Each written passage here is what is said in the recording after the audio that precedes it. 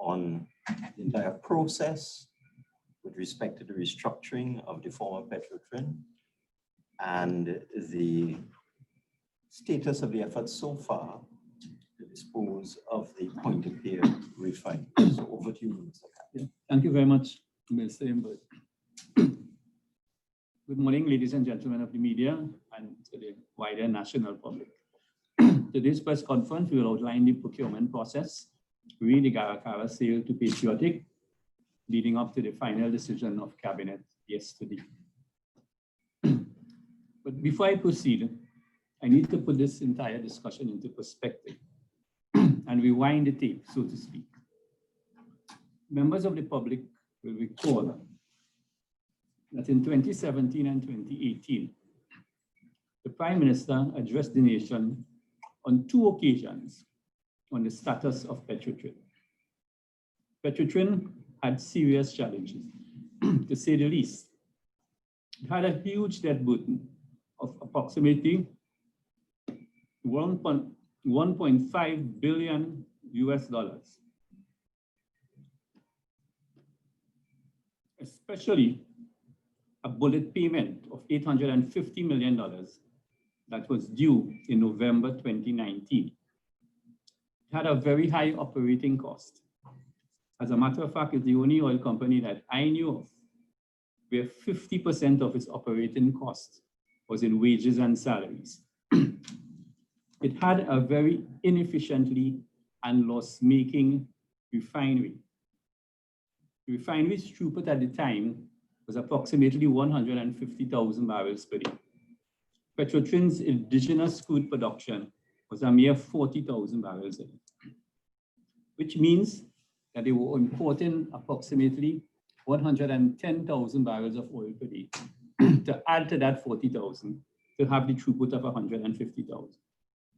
To lose approximately $5 to $7 US per barrel on every barrel of oil refined. The best outcome for that currently structured Petrotrin, the best outcome, and I must repeat, was a loss of approximately $2 billion per year. It mattered not who caused it to be in that state. The government of the day, in 2017, 2018, had to act. And under the leadership of our Prime Minister, we acted. On November 8, 2018, the Cabinet agreed to restructure Petrotrin. We formed 4 new companies. Trinidad Petroleum Company Limited, which was the holding company. The assets of the fuel logistics, the terminal and the port was placed in Paria Fuel Trading Company Limited. Petrotrin was maintained to manage legacy assets. Heritage was formed to handle the exploration and production business. And Garakara Refining was formed to place the asset of the then point-of-care refinery into Garakara Refining. Over the last couple of years, we have seen a major transformation, I should say a successful transformation in that endeavor. Let me deal with Paria first. Paria assured a seamless transition into the liquid fuels market. On the shutdown of the refinery, everybody was saying that there will be shortages of fuel. There was no shortage. There was a seamless transition from Paria, super premium diesel, kerosene, LPG, all remained in the market at competitive prices. But the real success story was Heritage. But before I go on to Heritage, over this period, Paria has also been a financial success. In its first year of operation, it made an after-tax profit of $109 million. And for the year ended September 30th, 2020, it made a profit after tax of $176 million. From its inception to date, which is just this month, January 2021, the company has contributed just over $1 billion to government revenue. Heritage is even a greater success story, a greater financial success. In its first year of operation, the company achieved an after-tax profit of $1.4 billion. For the year ended September 30th, 2020, the company's after-tax profit unaudited was $881 million. From inception to date, that's January 2021, this month, Heritage has contributed in taxes and royalties to the government a whopping $1.98 billion to government revenue. That is a turnaround. It is basically an over $3 billion turnaround, coming from a loss position of $2 billion to a profit position of approximately $1 to $1.5 billion. The last piece of this major success stories, ladies and gentlemen, was to conclude the sale or lease of the Garakara Refinery. This process started way back in 2018. There were 3 stages. Stage 1, where there were expression of interest from 77 potential bidders. Of the 77 potential bidders, 25 signed non-disclosure agreements. Of the 25 potential buyers who signed the non-disclosure agreements, 8 proceeded to stage 2. The 8 that proceeded to stage 2 boiled down to around 5. At the end of the day, only 5 produced binding offers on this bid. The 5 were called their name: Beowulf Energy, Glencore Limited, Ocean Solutions, Eaglewood, Klesh, and Patriotic Energies and Technologies Company Limited. After the binding offer, 2 companies pulled out, Glencore and Ocean Solutions. So we ended up with 3 bidders: Beowulf, Klesh, and Patriotic.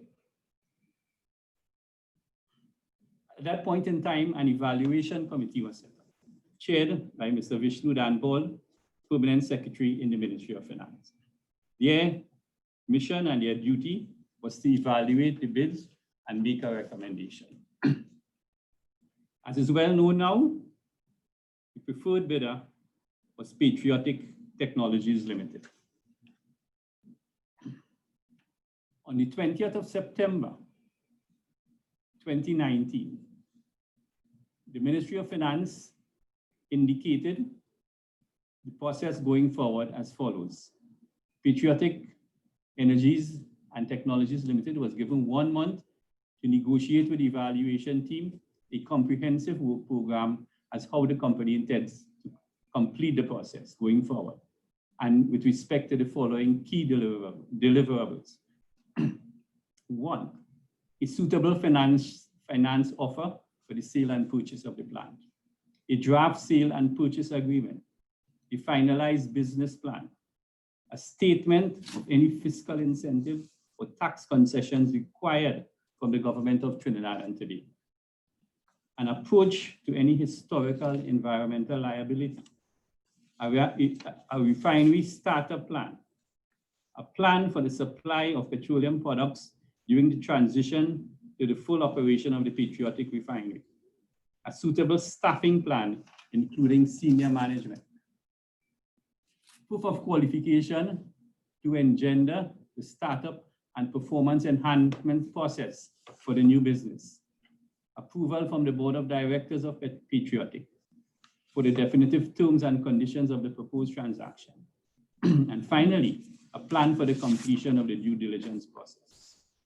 Patriot at that time was granted, after their bid price of $700 million, a 3-year moratorium on all payments of principal and interest towards the purchase, and a further 10 years at fair market interest rates to complete the payment of the said sum.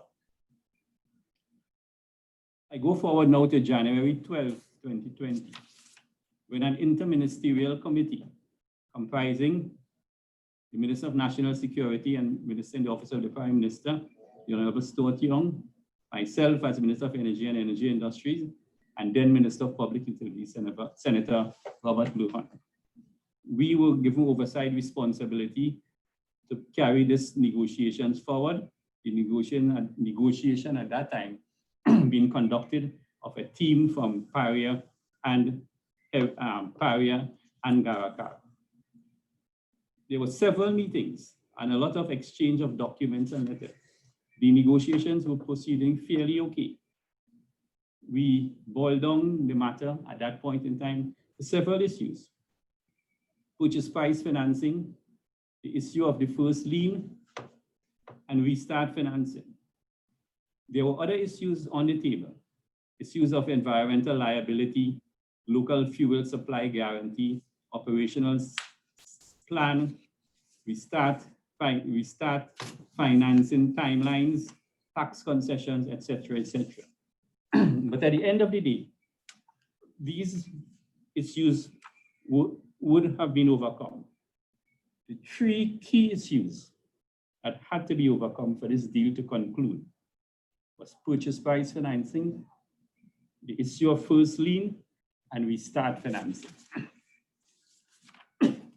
On October 29th, before I go there, having said that, after protracted negotiations, the Prime Minister indicated that the team had until October 31st, 2020 to conclude these negotiations. On October 29th, Patriotic's final offer at that point in time was submitted to the team. They offered to pay the net present value of the $700 million, which worked out to be approximately $500 million as upfront cash. They issued to us a memorandum of understanding with Trafigura for restart financing. And obviously, the issue of the first lien was closely linked to the purchase price financing. They indicated at that point in time that the RBC was working to raise the $500 million, but there was no commitment on that.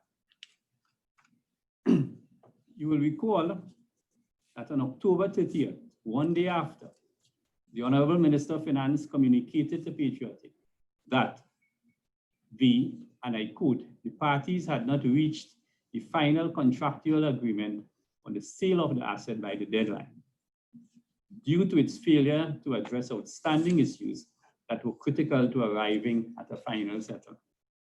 On that very said day, I, as the line minister with responsibility for Petrotrin and its successor companies, held a virtual press conference and indicated to the national community that Patriotic's revised proposal did not address key outstanding issues, and as such, Patriotic did not meet the criteria necessary to lead to a signed contractual agreement. I indicated at that press conference that the key issues surrounding the purchase was purchase price financing, restart financing, and the issue of first lien on the asset. Other matters such as environmental matters, statutory approval, taxation issues, etc., we felt could have been solved at the time. I did indicate that the decision was that we could not proceed further with this matter with Patriotic. On the next day, following an appeal by Patriotic Energies and Technologies Company Limited, after government rejected their revised offer, the Honourable Prime Minister on November the 2nd directed as follows. 1, the evaluation committee appointed by Cabinet to evaluate the request for proposal for the use of the Garakara Refinery is required to examine the latest position of the negotiation parties as they stood at the established deadline date of October 31st, 2021. 2, this examination and any subsequent recommendation resulting from this review will be separate and apart from the work and determination of the Cabinet Subcommittee, which has also received its submissions. And 3, and most importantly, The comments and recommendation of the reconstituted evaluation committee will be submitted directly to the cabinet. What this did, ladies and gentlemen, is that the Prime Minister offered to Patriotic and the negotiating parties another level of due diligence. They were given 1 month to revise their offer with what they would perceive to be an independent group of evaluators. This was done, and the cabinet appointed committee met their deadline of November 30th and submitted their recommendations to the cabinet. I'll go through it very briefly, because Minister Imbert will deal with that in a little more detail. During the evaluation committee's 1 month exercise, they held a series of 5 meetings from November 4th, 2020 to November 20th, 2020, where they met with Patriotic, their lead arranger, RBC, and Trafigura, to understand the level of commitment and willingness to proceed with the transaction from all parties. On November 6, 2020, the evaluation committee met with Patriotic, its advisors, lead arranger RBC, to discuss the bank's commitment and willingness to proceed with the transaction. RBC was engaged by Patriotic to provide the upfront cash of $500 million for the removal of the lien on the asset. RBC advised, and please note, a due diligence on the asset would be required, and the process will take 6 to 8 months. In order to seal the deal, the issue of financing, the evaluation committee, and hear this carefully, advised Patriotic that a letter of assurance from RBC would be required. Makes sense? The evaluation committee also met with Trafigura, one of the world's largest traders in oil and petroleum products trading, which affirmed its interest in providing financial support to Patriotic. They also met with Credit Suisse, the managing director, the bank that was handling the bond issues. All these meetings were held. But I just want to draw your attention to the key fact here. The evaluation committee met again with Patriotic on November 20th, 2020. Patriotic reaffirmed its interest in acquiring the assets of Garakara Refining and Paria. However, it advised that RBC had not committed to providing a letter of assurance. Let me repeat that. It advised that RBC had not committed to provide a letter of assurance. As of December 2nd, 2020, no letter of assurance had been provided. Further, Trafigura reaffirmed its interest of providing financial support to Patriotic on confirmation of government sale to Patriotic. But please note, any fund advance would be treated as prepayment and be a first-rank security over the assets. Obviously, that was not tenable. So based on that information, the evaluation committee recommended as follows. Their conclusions were: 1, the financial relationship between Patriotic and RBC was unworkable. The financial relationship between Patriotic and Trafigura was one which could be considered workable.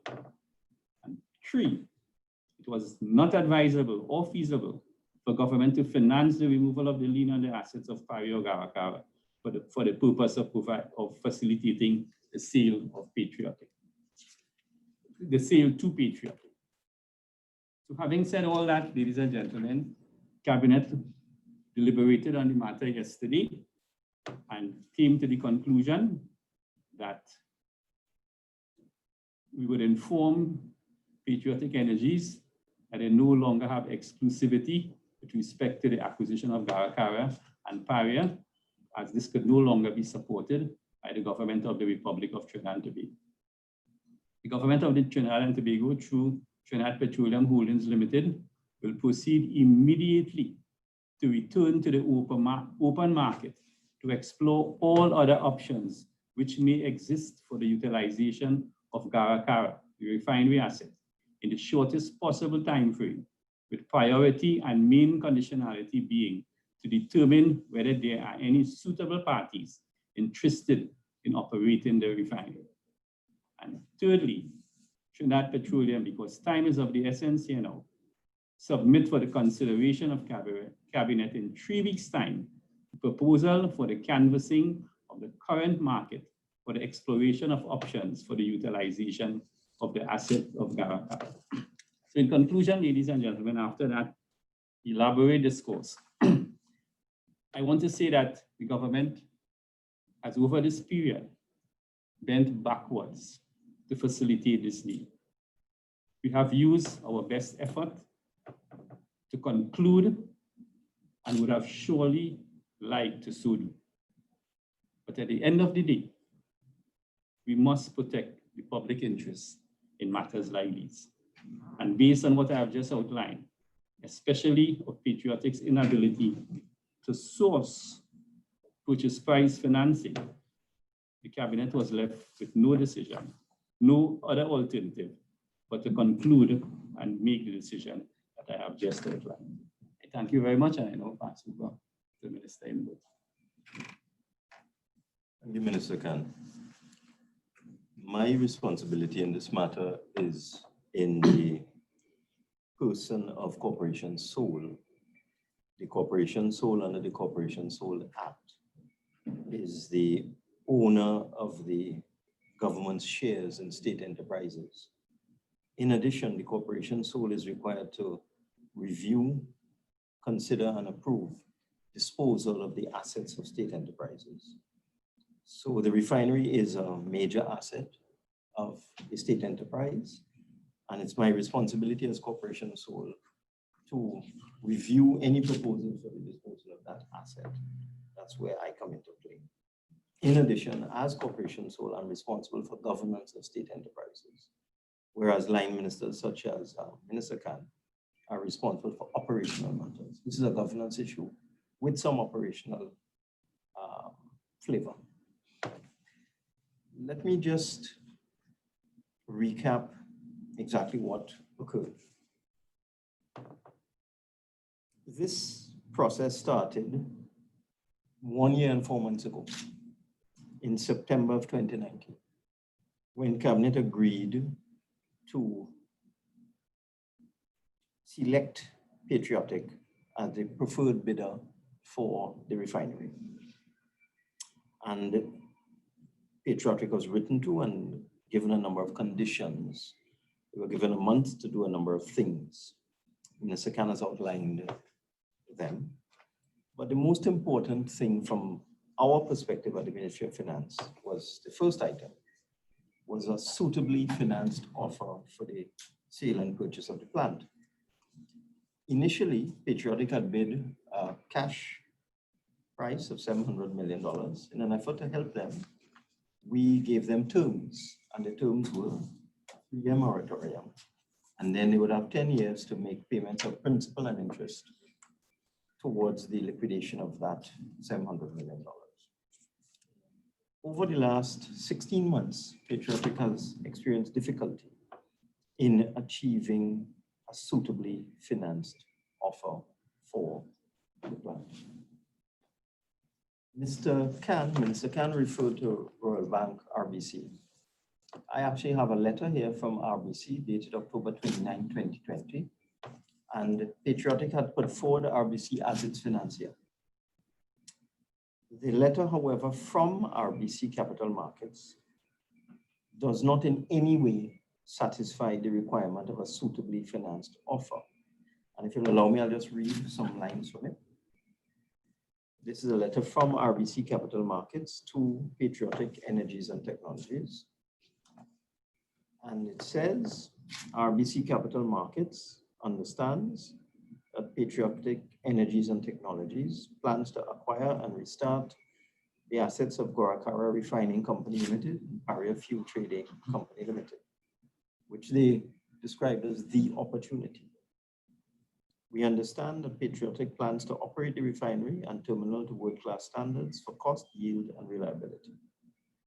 Based on our preliminary understanding of the opportunity, this is the important paragraph, and a review of the information that has been made available to us, RBC is interested in assisting Petrotrin and its partners in relation to the opportunity. That is it.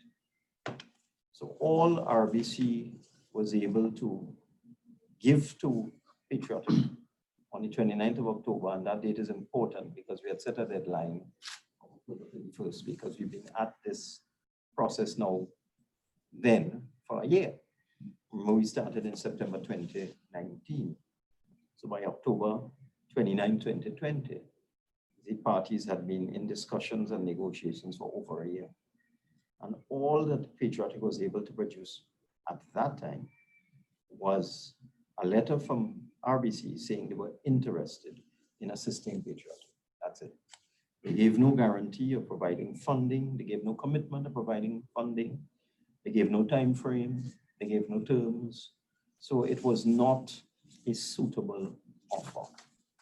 And in consequence of that, I was directed to write a letter to Petrotrin on October 31st when the deadline arrived, and simply state the facts that the letter of October 29th, because that letter from RBC was enclosed in another letter from Petrotrin giving details of their latest offer at the time. And I said then, Petrotrin's letter dated October 29th, 2020, and its enclosures does not address the outstanding issues related to the sale of the assets. And I confirmed that by that deadline, October 31st, 2020, the parties had not reached agreement on the sale of the assets. Subsequent to that, as you heard Minister Khan say, the Honourable Prime Minister revived the original evaluation committee and asked them to look at that offer that came in, the revised offer, on the 29th of October 2020. And the outcome of that re-examination by the evaluation committee, Minister Khan has advised. As a result of the advice of the evaluation committee, and in particular, I want to read a particular part of the advice coming from the evaluation committee. The following issues are of concern. This is from a document summary of key issues regarding Petrotrin's response received on the 29th of October 2020, and this came from the evaluation committee. And I might just call out the names of that committee right now. This is the original committee. Mr. Vishnu Danpal, Chairman, PS Finance at the time. Mr. Selwyn Lashley, Strategic Advisor, Ministry of Energy. Ms. Arlene Chow, Chief Executive Officer, Heritage. Mr. Sahid Hussain, Chairman, NP. Ms. Sandra Fraser, Deputy Permanent Secretary, Ministry of Energy. Mr. Ian Welch, Chemical Engineer. Mr. Joseph Remy, Trade Unionist. Mr. Dale McLeod, Insurance Executive. Mr. Terence Barrett, Attorney. That was the evaluation committee. And I repeat, the following issues are of concern. Petrotrin does not have the US 500 million proposed purchase price cash on hand. And Minister Khan has explained how they arrived at 500 million, having started out at 700 million. What they did is they took our revised offer to them of a 3-year moratorium and payment of principal and interest over a 10-year period, and they brought it to a present value using typical tables and formula. And that's how they arrived at the $500 million. And that was a revised offer that they made, an alternative that they made in their October 29th letter. The committee said, Petrotrin does not have the US 500 million proposed purchase price cash on hand. They have engaged RBC, but RBC has estimated a timeline of 9 months with no certainty or guarantee of success to complete the financing. RBC has not committed any capital to this endeavor, and their involvement is solely as an advisor or lead arranger. So the committee came to the conclusion that Patriotic has not demonstrated any ability to be able to raise the financing. In addition, the 9 months timeline to raise purchase price financing with no certainty of success is untenable and will be at the detriment to restarting the refinery in a reasonable amount of time. You have to understand also this refinery has been shut down now since November 2018. Is that when it is? So we're talking 2 years, 2+ years. The refinery has been down. So that in consideration of all of these matters, is that the government and its team had been in discussions with Patriotic for over a year. The end result at the end of 1 year was that there was no firm offer, satisfactory or suitable offer of financing, no credible offer of financing for the plant in any form or fashion, whether the original form or the revised $500 million form. The cabinet met and discussed it and made a decision that they would have to return to the open market to see if there was anybody else who was interested in the plant. I was then instructed to write a letter, which I wrote to Patriotic Energies on January 18th, yesterday. And I simply recited some of the facts. The fact that an agreement had not been reached by October 31st. The Prime Minister had revived the evaluation committee to re-examine Patriotic's revised proposal. The evaluation committee had met with Patriotic and its team in November of last year, and that the evaluation committee had advised the government and the cabinet that the financial relationship between Patriotic and RBC appears to be unworkable, and there's insufficient evidence of any commitment on the part of RBC to provide the payment of US $500 million in a timely manner or at all, or any other satisfactory or acceptable payment for the assets. Cabinet then came to the conclusion and made a decision that the exclusivity enjoyed by Patriotic could no longer continue and would have to come to an end. And that Trinidad Petroleum, the holding company for all of the assets, and the government would proceed immediately to return to the open market to explore all options which may exist for the utilization of the refinery assets. And that is basically it. So that is where we are. And the government will be returning to the open market to see whether there are any other parties who may be interested in restarting the refinery. And that is the key point, that our interest is in restarting the refinery. One of the sticking points along the way was that there was a request that the assets of Paria be handed over immediately to provide some cash flow, to provide some financing and so on for Patriotic, but we could not do that because our objective was to get the refinery restarted if this was possible. And it was not in the public interest, in our opinion, to hand over Paria without any kind of guarantee that the refinery would be restarted. That's it. Thank you, Ministers. Before we proceed with taking questions from the media, remind all media representatives to identify yourself by stating your name and the media house that you represent before posing your question. We will allow 2 questions per reporter in the first instance, and once time permits, we will take any additional questions.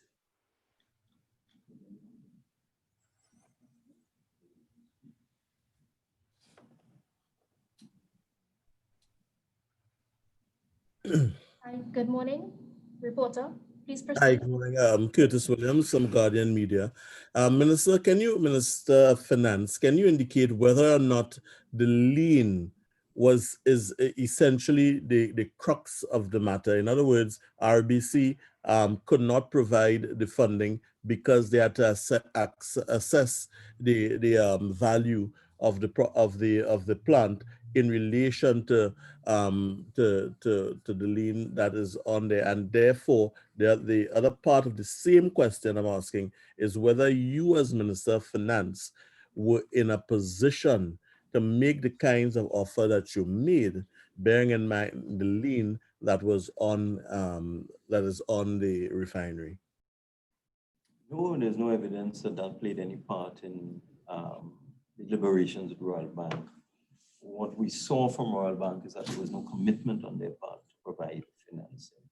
They were simply assisting Patriotic as an advisor.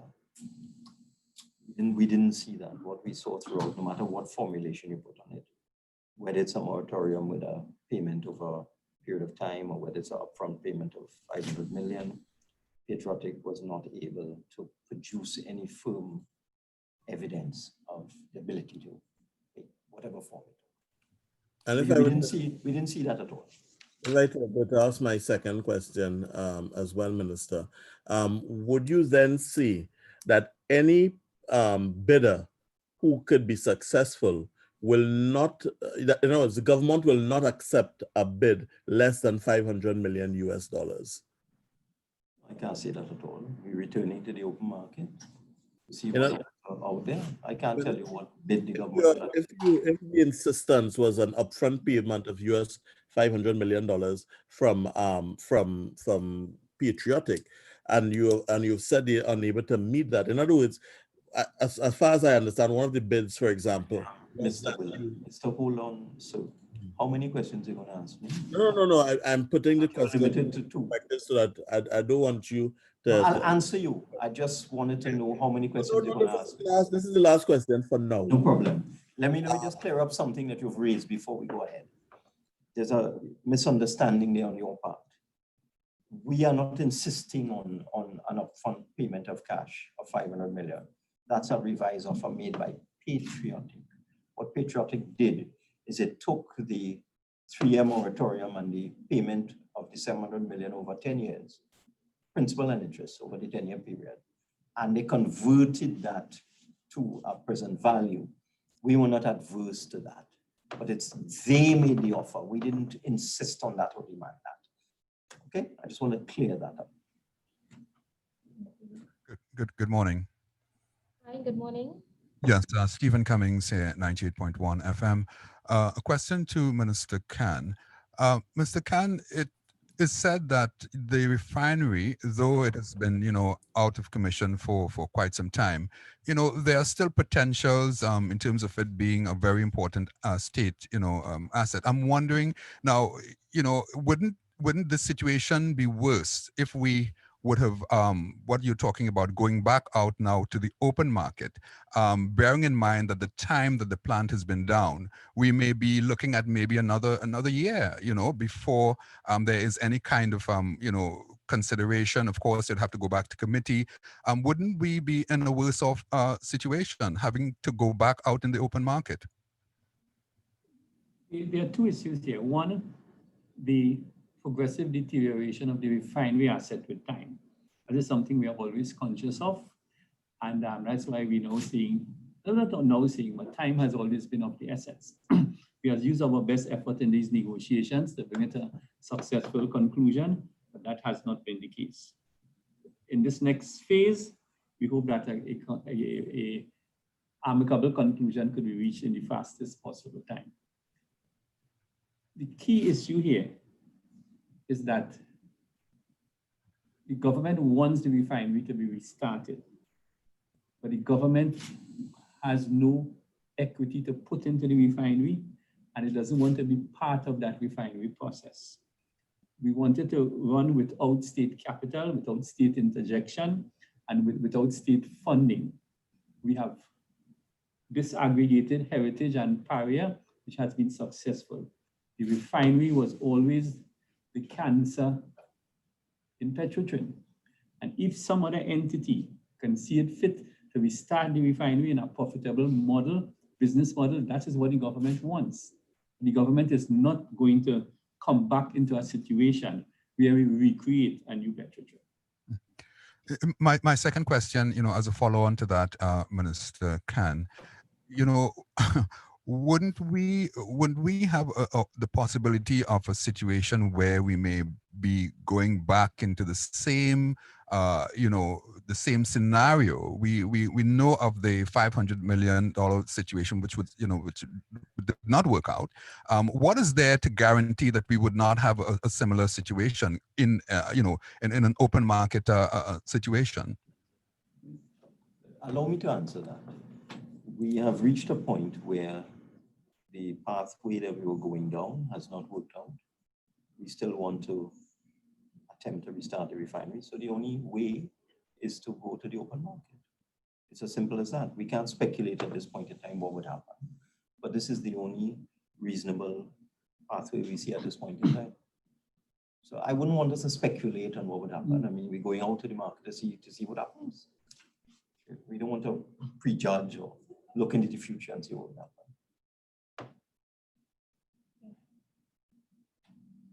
Next question. Good day, reporter. Hi, good morning. Alicia Boucher from TV6 News. I just wonder if one of the ministers can expound a little bit on the Trafigura aspect, because I know that Minister Khan would have mentioned that the Trafigura, it was a sort of a workable situation. But can you expound as to why what they were proposing to do would not work in the country's best interest?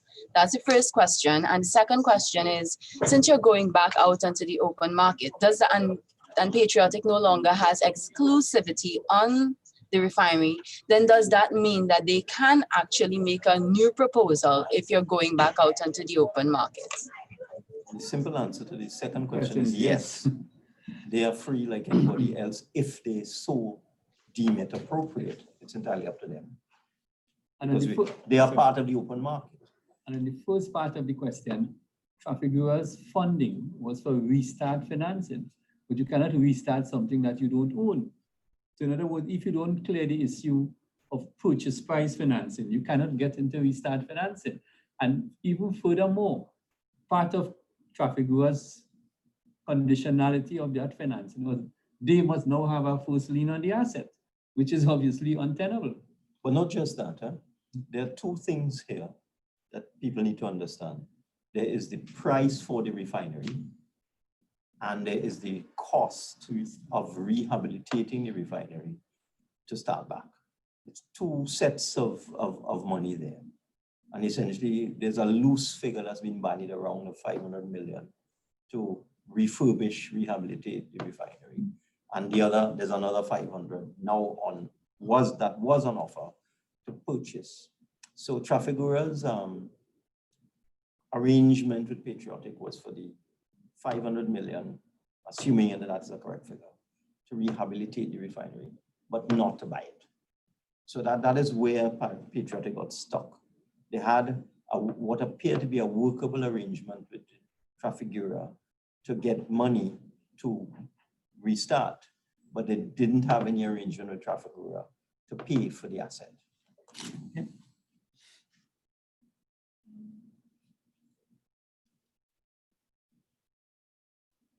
Good morning, reporter. Or good day, reporter.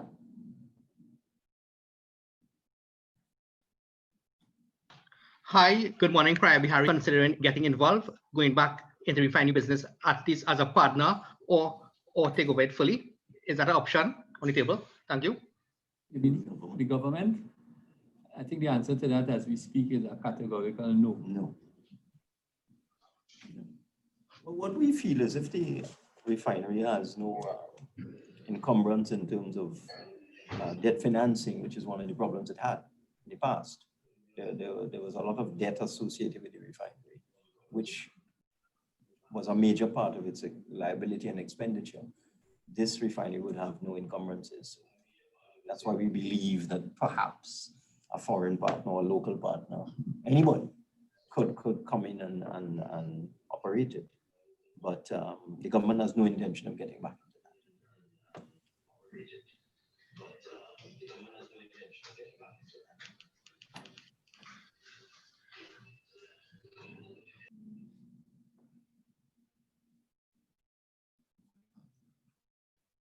Good day, reporter. Yes, good morning again. Am I allowed another question? I know you had a cap on 2 questions. Allow Curtis a question too.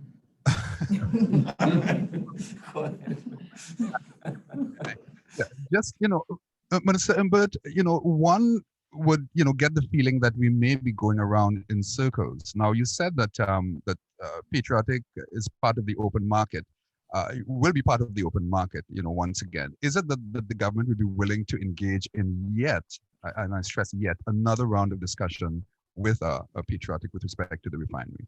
No. We go into the open market. If they put in a bid and the bid is a good bid, of course, the government would want to engage in discussions with them if they are the best bid. But at this time, no. We've brought this process to an end. So when we say open market, it goes back out, and whoever is willing to put in an offer, Patriotic could be one of those. That's up to them. They may not.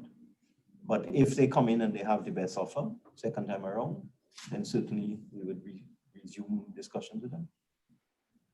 So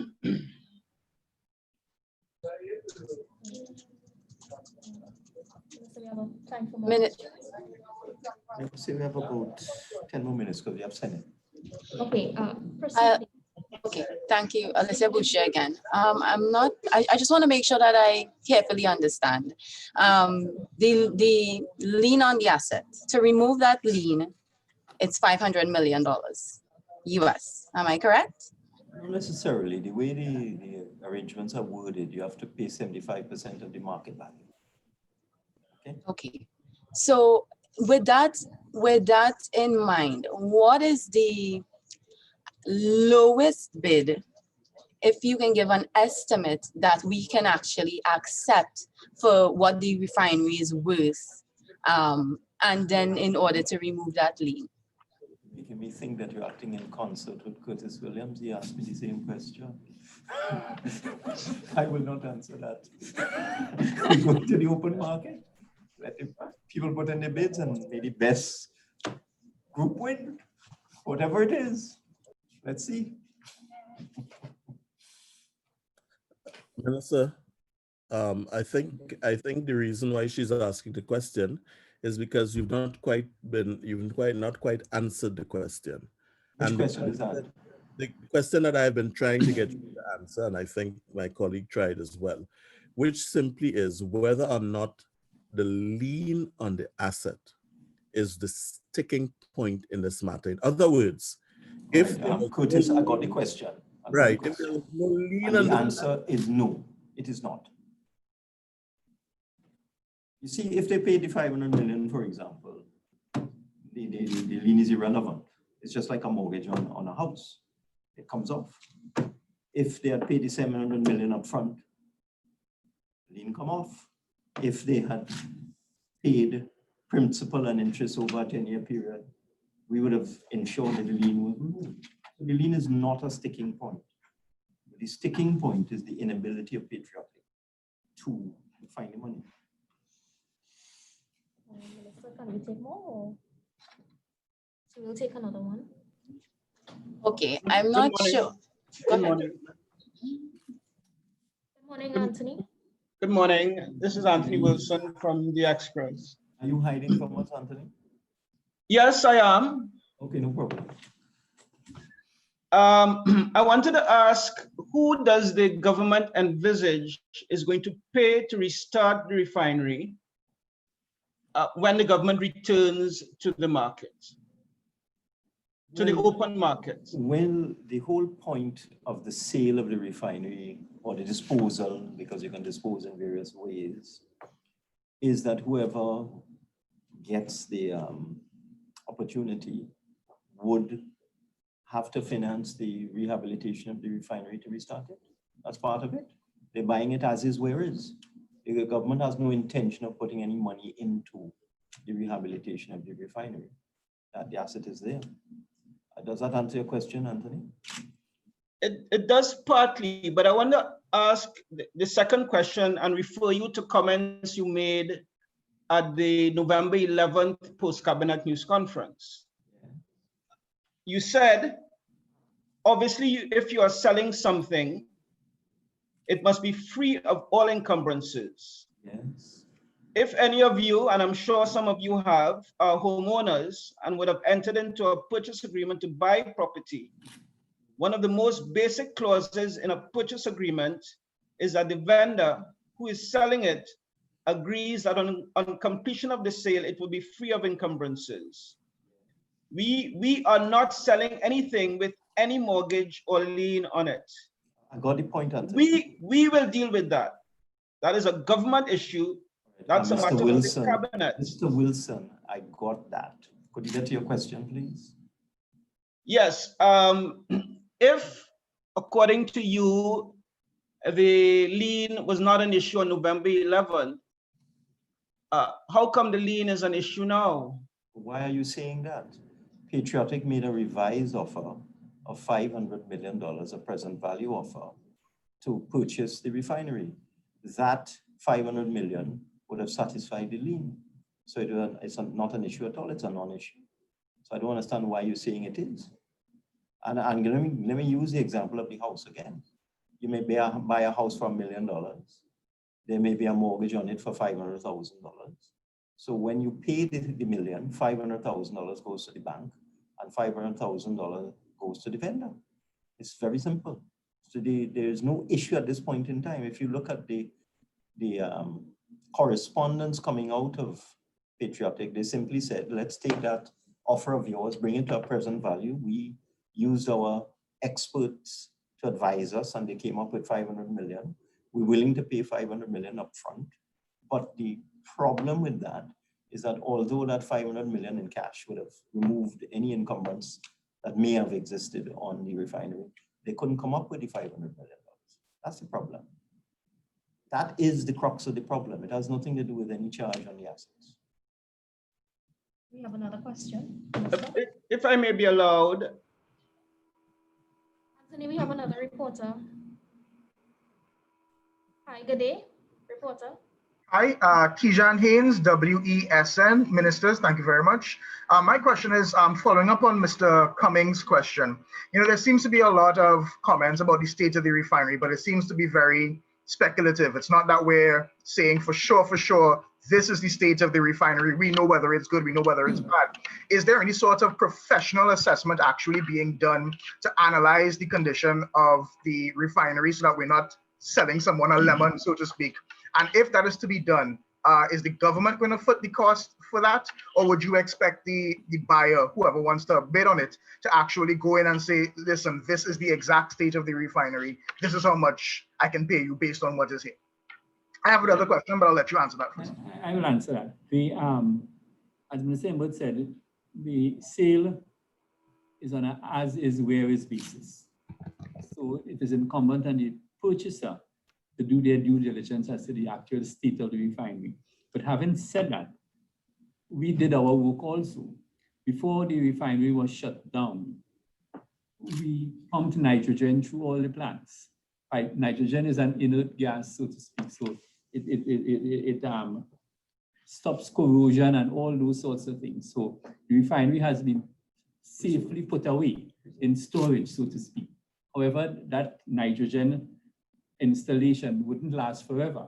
But as we speak, the refinery is in a fairly good condition. And I use that word very qualitatively.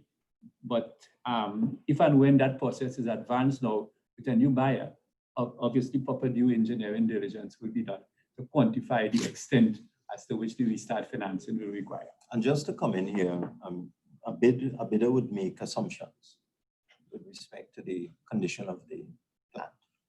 And their offer would also be predicated on those assumptions.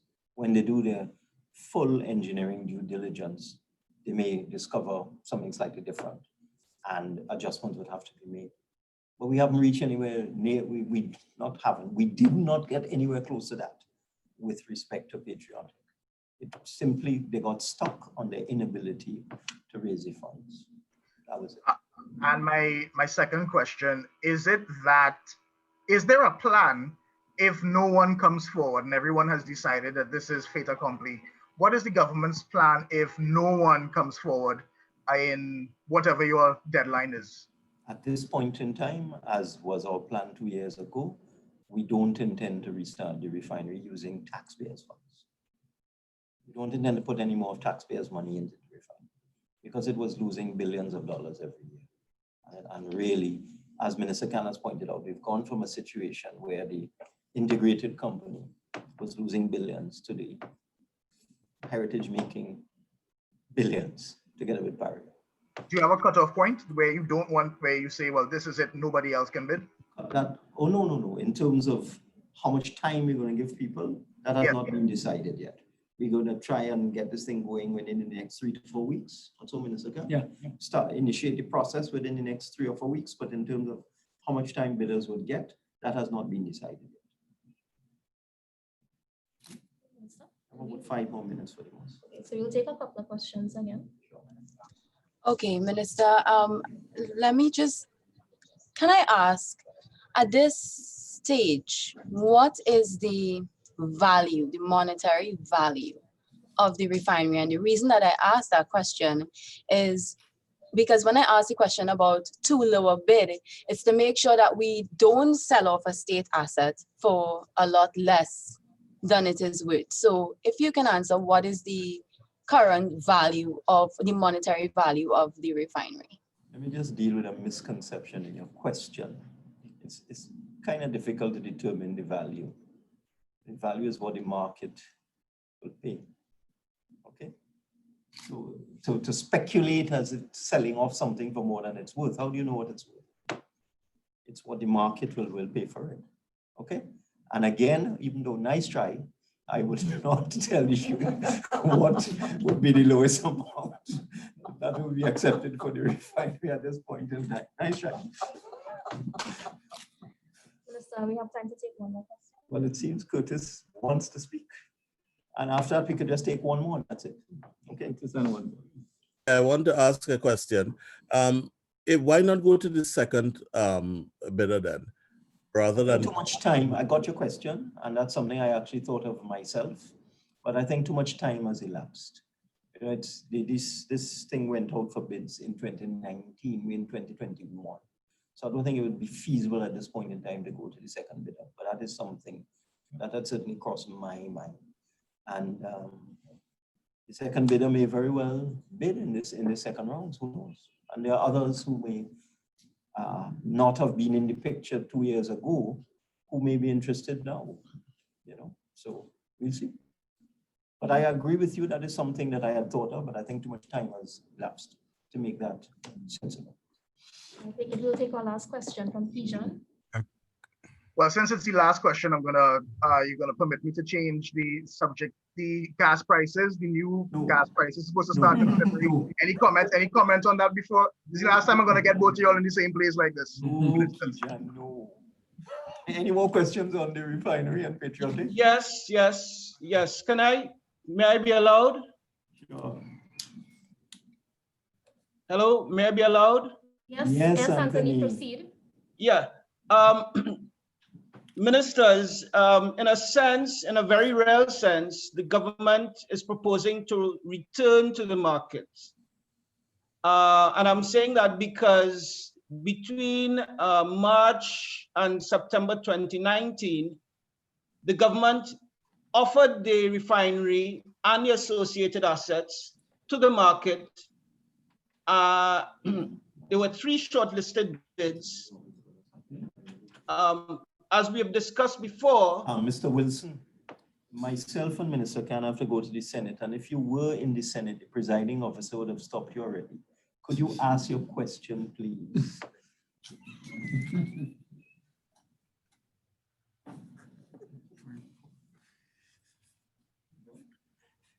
Anthony? Yeah, yes. Given how the refinery market has declined in the last 2 years, how confident are you, both of you, that what was on offer in September 2019 is going to be better than the 2 shortlisted bidders? I will attempt to answer that. And the key word here is attempt. You never know what the energy market looks like. last year, oil dropped into the negative $32 WTI. Who would have believed that today $56. it is 55 plus? Yes. Imagine. Brent, the oil market, the energy market, if I just say so myself, is very fickle. It doesn't, in a lot of instances, it doesn't respond to pure market forces. It responds to geopolitical forces. It responds to perceptions in the marketplace. It responds to perception in the stock market. There's a lot of regional differences also. So if a refinery is for sale in Indonesia, it doesn't mean that one in the Caribbean and Latin America may not find a buyer. But the only way to know that, you could take whatever consultant in the world you want, they will advise you. But the only way to know the true facts and the reality of the market is to go to the market and test it. And that is what we plan to do in the shortest order within 3 to 4 weeks. And just to end with some food for thought, one of the things COVID-19 has done to the energy sector, the global energy sector, it has pushed a lot of players out of the industry because they can't afford it. So there's a lot of production that has just shut down. So there are a lot of facilities all over the world are not functioning now at all. So you never know that because of demand, and this is why oil price is going up, because demand is going up. You never know what you'll find out outside there. And this is why we've decided we'll go to the open market and see what's available. Okay. All right. And we Thank have you come very to much. the end of our press conference for today. We thank members of the media and the viewing public for joining with us. Do enjoy the rest of your day. Thank you.